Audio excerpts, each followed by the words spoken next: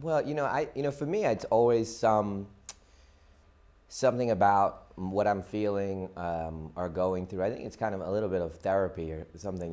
When I write a movie idea, it's something true about myself at the core of it. Something I'm struggling with, or I'm confused about. The characters will be going through that. A moral issue or a loss of faith in some way. I mean, I have those kind of.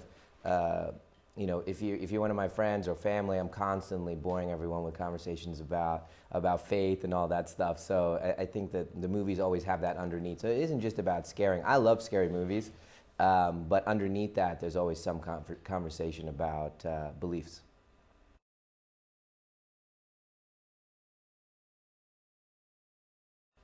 Well, there's a but.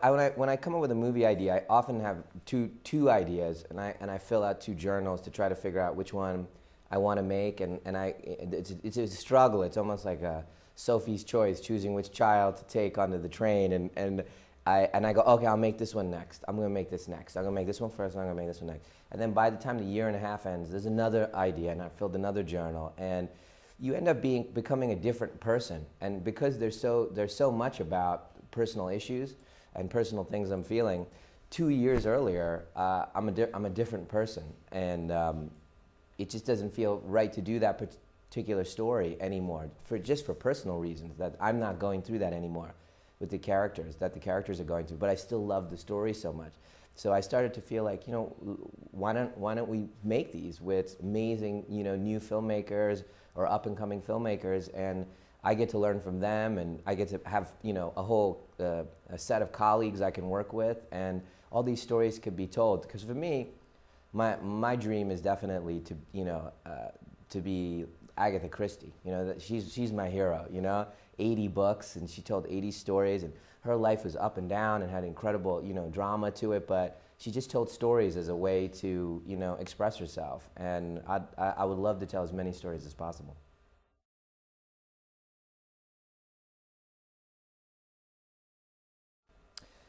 They all auditioned. We had tons and tons of people come and audition, and for obvious reasons in Devil, because actually Devil is a very Agatha Christie story.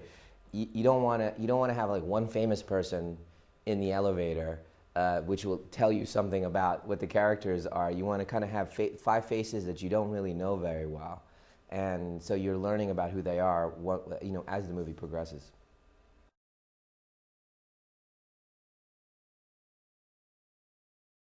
Well, it's so tricky. First of all, I'm Indian, so that's always tricky right there. To try, it's like no matter what, if you walk onto a screen, and as I become, more well known, it becomes distracting for the audience. No matter, they're watching a movie, and all of a sudden, somebody they know comes on screen. It pulls you out of the movie. So it has to be exactly the right character, exactly the right time in the movie. It's a tricky balancing act to pull off without the audience freaking out. In fact, I've always thought like maybe the very first thing they see in the movie is me. They get their reaction out, and then the movie starts. Like I'll be the guy giving coffee at the thing to the main character and saying, "Hey, you want this?" And everyone's like, "Oh yeah, there," and they're all settling in.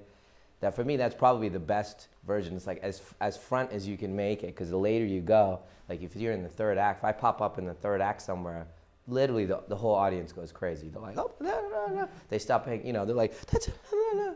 They're telling their mom and their little kid, and that's him, that's the one that made the movie. And you're like, oh man, just watch the movie.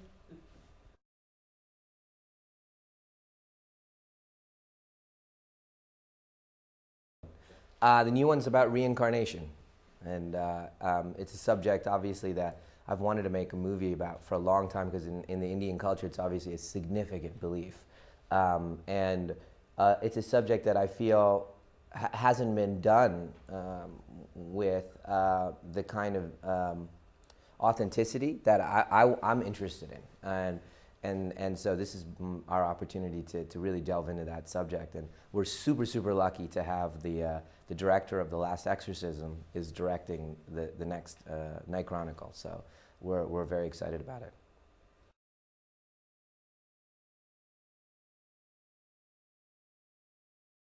No, you know what? It's literally just a family thing. It's just a family thing. I didn't want to burden the family with my goals. You know, like if you have kids, you know, it's a burden. You know, they need their dad, and they need their dad there at dinner.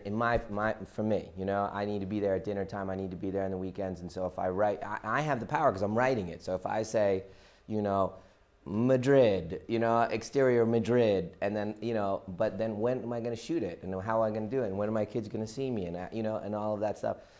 It would only work for me if I could move everyone here and do it. I mean, once upon a time, they came to me to talk about doing Harry Potter, the first Harry Potter, and that was a really tricky conversation because I was like, you know, we're going to have to move to England, and this is a long movie, and those conversations, and it's a life choice because, you know, unlike people that go to like a job at the bank or something like that, it doesn't hit everyone in the family so hard if they change banks.